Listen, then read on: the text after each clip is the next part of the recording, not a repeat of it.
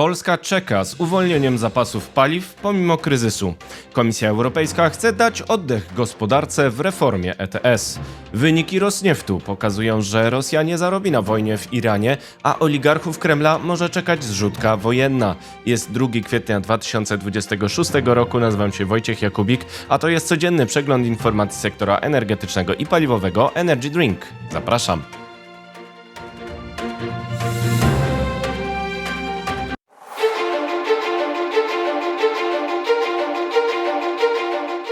Partnerem kanału Energy Drink jest Orlen. Zaczynamy jak zawsze od informacji dnia. Dane Rosnieftu pokazują, że Rosja raczej nie zarobi na wojnie w Iranie. Wyniki Rosnieftu z 2025 roku pokazują tąpnięcie przychodów przez sankcje i dronopad. Rosjanom nie pomoże nawet szok cenowy przez wojnę w Iranie, a Putin może zmusić oligarchów do zrzutki wojennej. Przychód netto rosyjskiego Rosnieftu spadł o 73% do 293 miliardów rubli, czyli 3,6 miliardów dolarów w 2025 roku, między innymi przez sankcje i ataki dronów Ukrainy. W 2025 roku przemysł naftowy Rosji znalazł się w epicentrum burzy idealnej, powiedział prezes Igor Sieczyn, mając na myśli kumulację niekorzystnych okoliczności, wśród których wymienił drożejącego rubla, taniejącą ropę i, cytuję, presję systemową. Ta presja to sankcje Zachodu, w tym cena maksymalna dostaw z Rosji, embargo na eksport do Europy i odmowa ubezpieczeń oraz inne restrykcje wobec tankowców floty Widmo.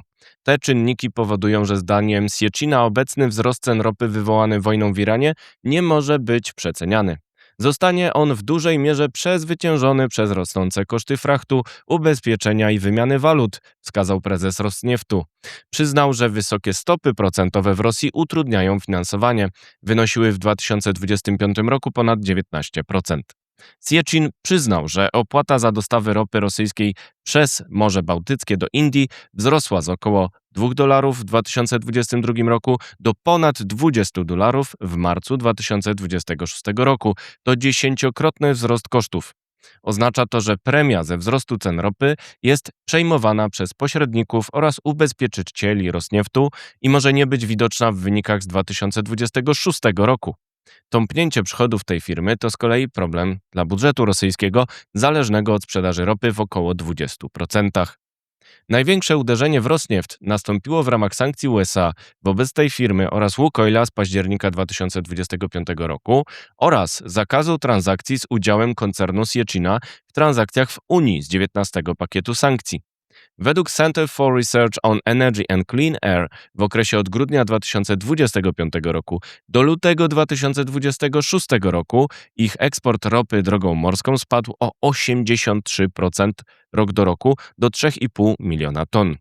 Jednakże część dostaw została przekierowana do pośredników, jak firmy Rusexport czy Redwood Global Supply Group, które sprzedały odpowiednio 5,5 oraz 11,5 miliona ton ropy rosyjskiej w badanym okresie. Zawieszenie sankcji na dostawy ropy z Rosji do Indii na miesiąc zmniejszy prawdopodobnie przecenę przy sprzedaży rosyjskiej baryłki Urals w Azji z rekordowych ponad $30. Podobny efekt może mieć wojna w Iranie, zwiększająca zapotrzebowanie na import spoza Bliskiego Wschodu. Baryłka Urals w dostawach do Chin była z końcem marca droższa o $6 względem europejskiej Brent. Ten efekt może się utrzymywać do czasu odblokowania cieśniny Ormus i zakończenia wojny w Iranie. Jednakże sankcje unijne na rafinerię Vadinar w Indiach, która polega w całości na dostawach rosyjskich, wywołały spadek importu z tego kierunku w lutym o 28% miesiąc do miesiąca.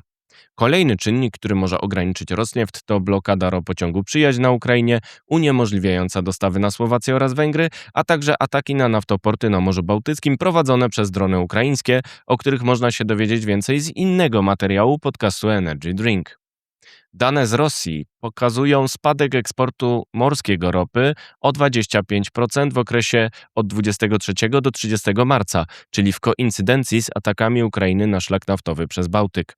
Do tego dochodzi zakaz importu produktów naftowych wytwarzanych z ropy rosyjskiej, obowiązujący w Unii od 21 lutego 2026 roku. Skuteczność tych sankcji będzie zależała jednak od efektywności badań pochodzenia baryłek w krajach unijnych. Skuteczne oddziaływanie zmniejszy eksport ropy Rosnieftu do rafinerii w krajach trzecich, jak Turcja czy Gruzja. Mimo tych wyzwań Rosnieft zdołał utrzymać poziom zastępowalności złóż w wysokości 122% z średnią żywotnością złoża o długości 49 lat. Oznacza to, że ten koncern wciąż jest w stanie utrzymywać wydobycie ropy dzięki zastępowaniu starych złóż nowymi, pomimo sankcji. Kolejnym etapem restrykcji mogłoby być pełne wdrożenie zakazu usług morskich na dostawy ropy z Rosji, które uniemożliwiałoby szukanie pośredników oraz innych sposobów na omijanie dotychczasowych restrykcji. Wyniki Rosnieftu z 2025 roku pokazują, że sankcje istotnie uderzają w kondycję tego największego koncernu naftowego w Rosji. Jednakże dalsze poszerzanie i uszczelnianie restrykcji dałoby jeszcze lepszy efekt. Nieoficjalne informacje z Rosji sugerują, że to prezes Rosnieftu Igor Sieczin stał za pomysłem zrzutki wojennej, którą Władimir Putin zalecił rosyjskim oligarchom. Miał to być sposób na ratowanie budżetu Kremla i odciążenie spółek naftowych. Władimir Putin i Igor Sieczin współpracują od czasów zimnej wojny i pracy w służbach rosyjskich przez okres polityki samorządowej w Petersburgu po prezesurę Sieczina w Rosniefcie od 2004 roku rozpoczętą w pierwszej kadencji Putina. Czas na pozostałe wieści. Na początek z Polski. Zapasy czekają. Polska nie zamierza wciąż uwalniać zapasów ropy i paliw. Harmonogram zgodnie z komunikatem Międzynarodowej Agencji Energetycznej został przesłany, natomiast na dziś nie planujemy uruchamiać zapasów, powiedział nam minister energii w odpowiedzi na pytanie podcastu Energy Drink, a więcej na stronie energydrink.today. Ratowanie nawozów. Orlen kupi instalację poliolefin od Azotów. Według resortu aktywów państwowych Grupa Azoty będzie mogła teraz skupić się na nawozach oraz restrukturyzacji. Ujednolicenie. Decyzja Urzędu Regulacji Energetyki ujednolica taryfy za przesył gazu w latach 2027-2029 między siecią przesyłową Gaz-System a systemem gazociągu jamalskiego, czyli SGT. Ta spółka zgodnie z prawem unijnym jest operatorem Jamału, choć właścicielem pozostaje Europolgaz z grupy Orlen. Kadry jądrowe. Narodowe Centrum Badań Jądrowych zostało partnerem ogólnopolskiego projektu For New, który przygotuje polskie kadry energetyki jądrowej. Blisko 7 milionów złotych w 3 lata ma dać rozwiązania systemowe na rzecz edukacji rynku pracy w atomie, a więcej na stronie energydrink.today. Teraz wieści z Europy. Komisja o ETS. Bruksela odsłania karty w sprawie zmian w polityce klimatycznej mających dać oddech przemysłowi.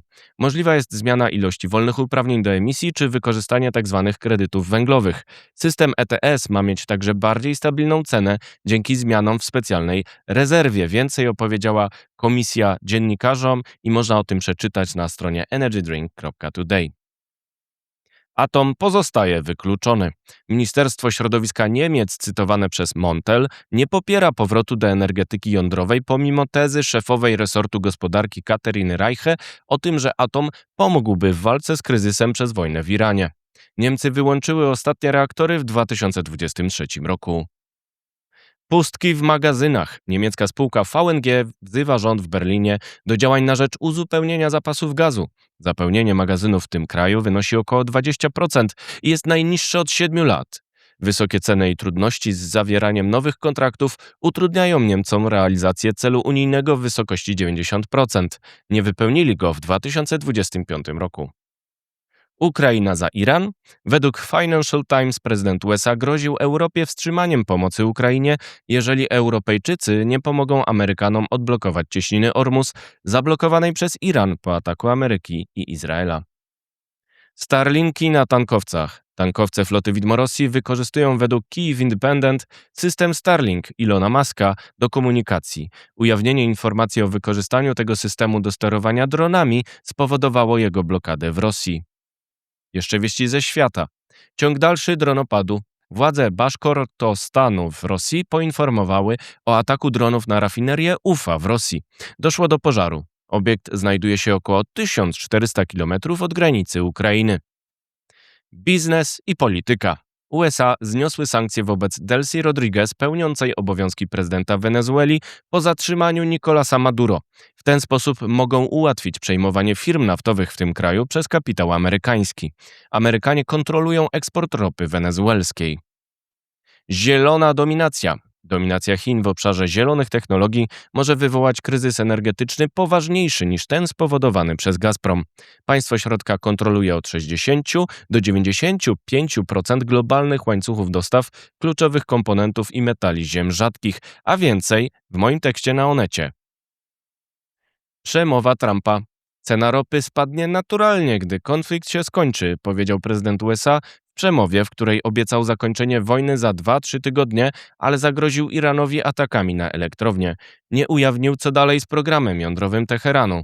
Ropa znów drożeje do ponad $107 za baryłkę Brent. To wszystko w materiałach przygotowanych dzisiaj, następna oczywiście już jutro, więc zapraszam Państwa serdecznie. Do zobaczenia, do usłyszenia.